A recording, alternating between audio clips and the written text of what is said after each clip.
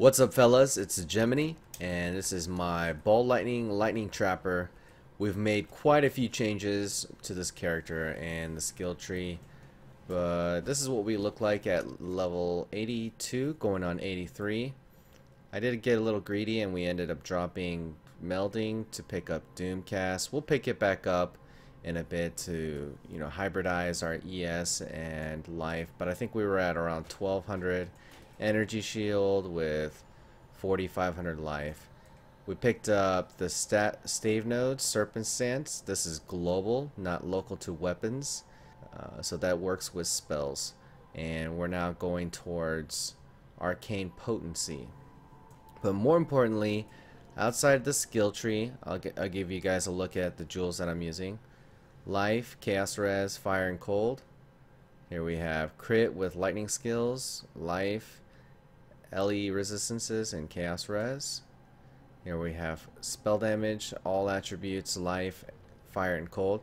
These aren't like min-max, they're just kind of like what I need and what I found at the time. But we would try to get crit and crit multiplier and all damage or trap damage or elemental damage.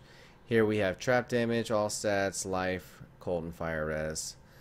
So we're looking pretty good in the resistance department. I want to be able to run maps with LE weakness being a free map mod, and we're pretty much able to do so with having endurance charges.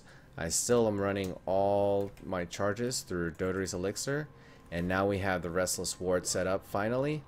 In my chest we have trap, mind damage, multiple traps, lightning trap, lightning penetration, and slower projectiles. So I switched out a fire trap for slower proj lightning trap, and I found this to be much better with the clear speed, mainly due to the synergies from Sire of Shards. You get 94% increased projectile damage. Now, since we're not using a wand and a shield or a dagger shield, scepter, it's not giving me any spell damage. So my spell damage is kind of like built into the projectile damage. So it's important that we pick stuff that are projectiles and scale it that way. Now the Sire Shards has multiple traps, ball lightning, slower proj, lightning pen, and trap. The multiple traps makes the ball lightning able to shotgun within the different traps, so that's very nice. It's got a very nice spread and AoE clear speed.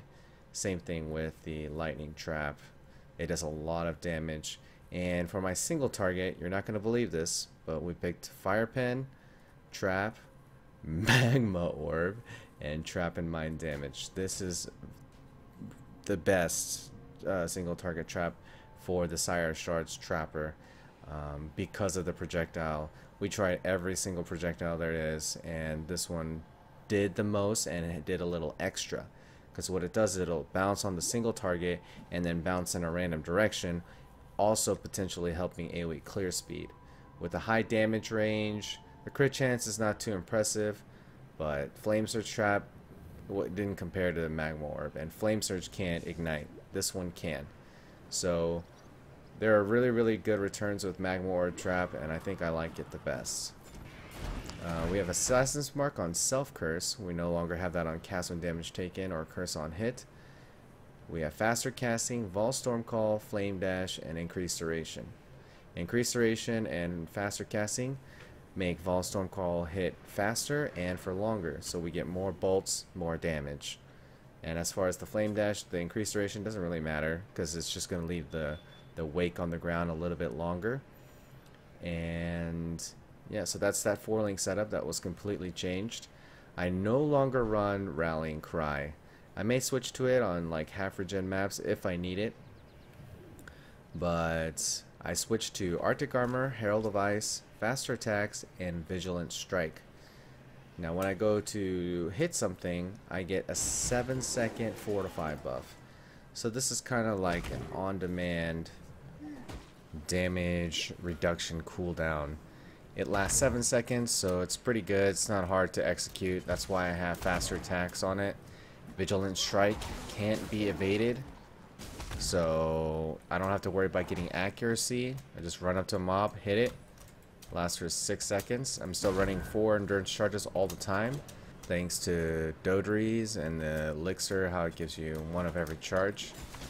You can see how strong the clear speed is with just, you know, the multi-trap, slower proj, and the massive amounts of AoE potential. We do have some block chance, 18%, and 2600 evasion. That number will go up over time as I min-max my gear. But as far as 6-link goes, if I was using Call of the Brotherhood, what that does is it converts 50% of my lightning damage into cold damage, which would give me chills and freezing, and that would allow me to use hypothermia as a 6-link for ball lightning. I probably wouldn't use it for lightning trap because it doesn't hit multiple times. It's only those projectiles that come out from each trap that can land one hit. So probably not a good choice there, but a viable choice for ball lightning. Crit damage is probably the better choice for lightning trap, but this character is very, very fun, and it's been a blast playing it.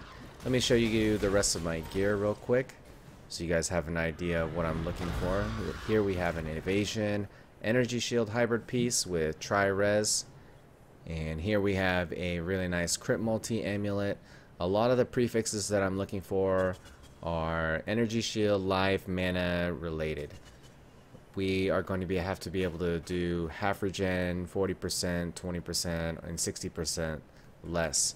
I put a strong emphasis on trying to get prefixes that are life, energy shield, or mana based, because we're going to have to increase that mana regen so that we can run half regen, you know, 40%, 20% less regen maps.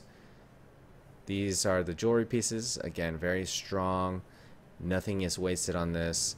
Energy shield, it's kind of like a semi-hybrid build. We'll get more ES with better gear, but this is how it is for now. And the Restless Ward being evasion, energy shield. This one's actually a pretty low roll, but the life roll is good.